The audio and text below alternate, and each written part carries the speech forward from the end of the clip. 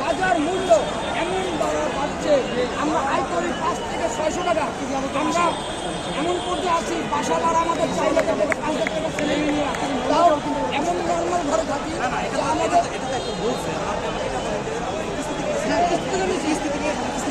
কিস্তি নিয়ে শোধ করতে পারি না। এই আজকে বৃহস্পতিবার আমার 7,500 টাকা কিস্তি।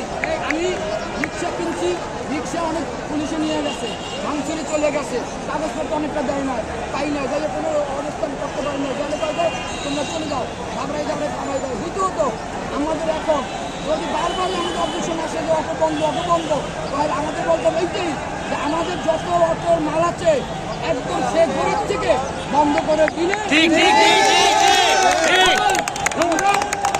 চলবো। এইভাবে আমাদের সরকার একটা আমাদের সবাইকে যারা কর্মজীবী তাদের চাকরির ব্যবস্থা করে দেবে, করে যেন আমাদের খাওয়া দাওয়া মোটামুটিভাবে যেন সবাই ছেলে নিয়ে চলতে পারে।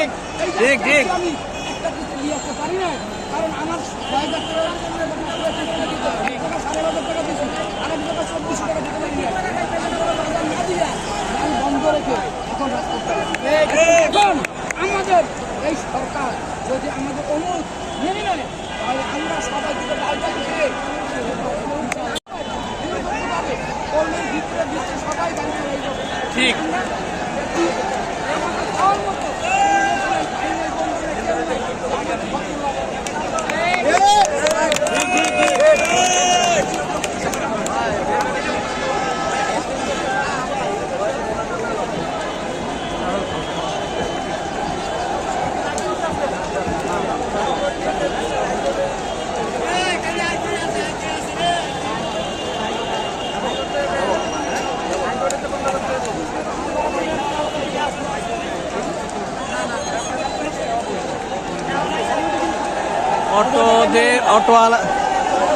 অটোওয়ালাদের আজকে ওনারা বিক্ষোভ করতেছে মহাখালী আমতলী থেকে।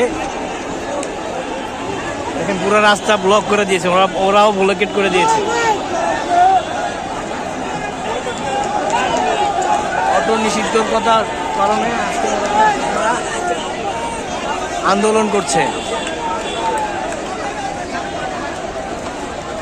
মহাখালী আমতলী থেকে আমি বলছি।